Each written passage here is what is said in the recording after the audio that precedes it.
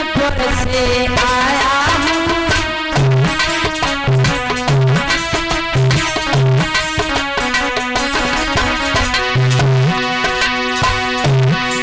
ब्राह्मण कहिए बनवारी, मैं कुंदनपुर से आया हूँ।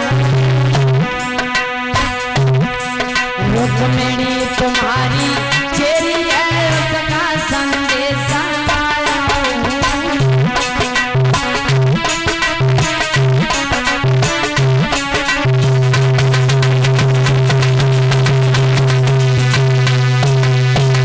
पंडित जी ने जाकर के चिट्ठी पकड़ा दी।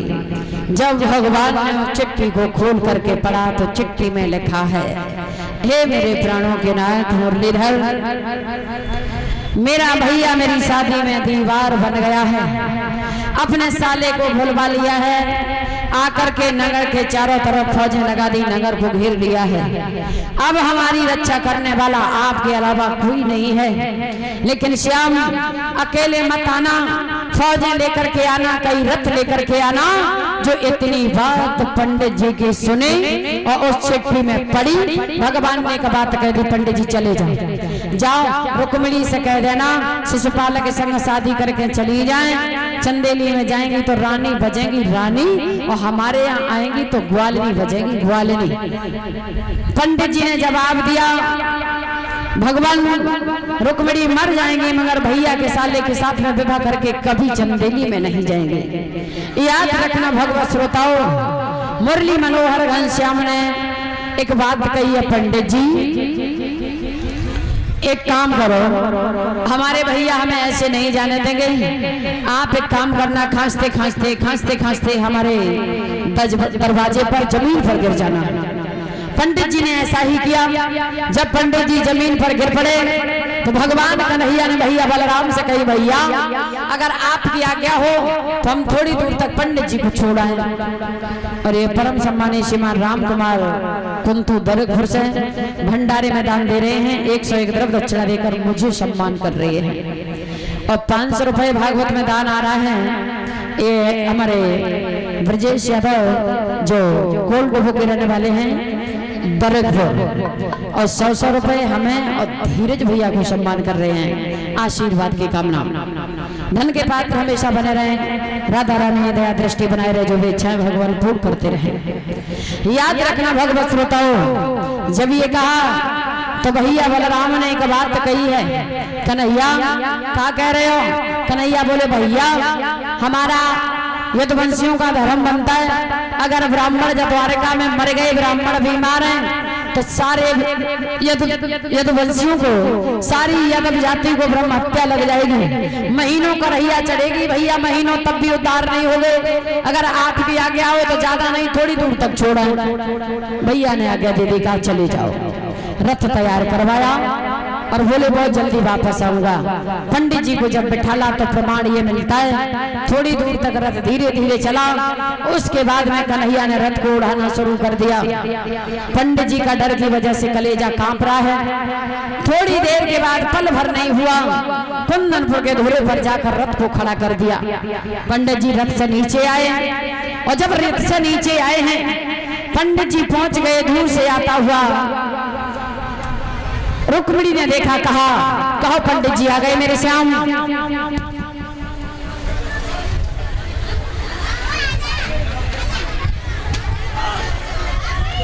ये श्रीमान रजनीश यादव जो जटोली के रहने वाले हैं, एक हार पहनाकर मुझे सम्मान कर रहे हैं। 500 रुपए भागवत कथा में दान दे रहे हैं, 20-20 रुपए कलश वाले कन्याओं को और सभी हमारे शास्त्री मंडल को, और ये 100 रुपए भैया सुरजीत यादव सनोफ सोमपाल फूफा जी, इनकी तरफ से बहुत बहुत धन्यवाद। आपका आशीर्वाद की कामना, राधा रानी दया दृष्टि बनाए रहे, जो इच्छाएं भगवान पूर्ण करते रहे। तो याद रखना भगवत श्रोताओं, भगवान ने पंडित जी से बात कही है कि जाकर के कह देना रुक्मिणी अगर यहाँ तक आ जाए तब तो हम ले जा सकते हैं, हम आगे कदम नहीं बढ़ाएंगे। याद रखना भगवत श्रोताओं, रुक्मिणी ने जब पूछा, कहो पंडित जी आ गए श्याम, कितने रथ लेकर आए हैं? कैसे हैं हमारे श्याम, कितनी फौजें लेकर आए हैं। पंडित जी बोले चुप रहो, रथ की बात कर रही हो बिटिया, अकेलो आओ, एक रथ लेके आओ, और सुंदरता का तो वर्णन किया ही नहीं जा सकता है। हाँ, और कहा है कि हम यहाँ तक नहीं आएंगे, अगर रुक्मिणी यहाँ तक आ जाए तब तो ले जा सकते हैं। तो रुक्मिणी ने विचार किया माता, पंडित जी से एक बात कही, पंडित जी माफ करना, अभी मैं आपको भोजन नहीं करा पाऊंगी, क्योंकि अगर मैं भोजन कराऊंगी तो हमें घर पर ही देर हो जाएगी और तब तक कन्हैया की मूर्ति उस मंदिर से रम जाएगी। मुझे माफ करना, आप हमारी ससुराल में आना, हम भोजन कराएंगे, आपको दान देंगे, विदा करेंगे। पंडित जी ने विचार किया, बाजी बा बिटिया, काम निकल गो तो पानियों की ना पूछी। हे मेरे भगवत श्रोताओं, रुक्मिणी ने क्या किया, पूजा की थाली तैयार की, और जब बिटिया पूजा के लिए आगे बढ़ी तब तक भैया का प्रवेश हो गया। भैया ने आवाज लगाई, रुक्मिणी कहाँ जा रही है? जवाब दिया, भैया मैं पूजा करने के लिए जा रही हूँ। भैया ने कहा, अगर पूजा करने जाओगी तो अकेली नहीं जाओगी, साथ में सखियों को ले जाओ।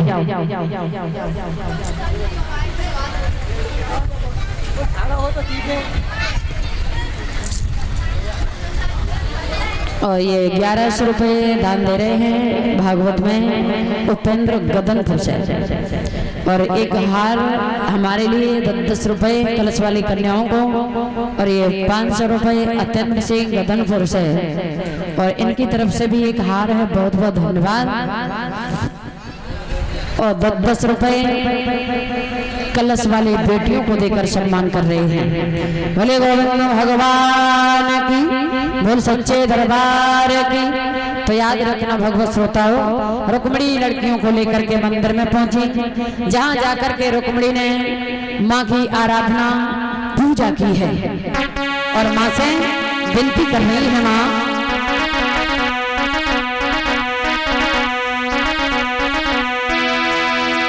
विनती मेरी स्वीकार करो, अम्बे मैया, अम्बे मेरी माँ सेरा, मेरी माँ सेरा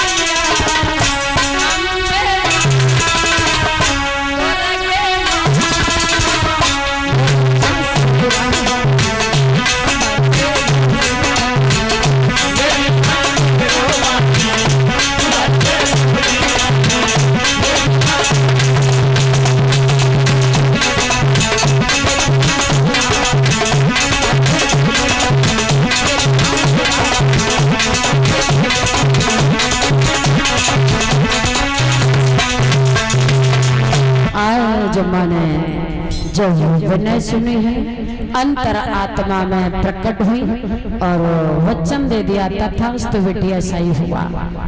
रुक्मिणी वहां से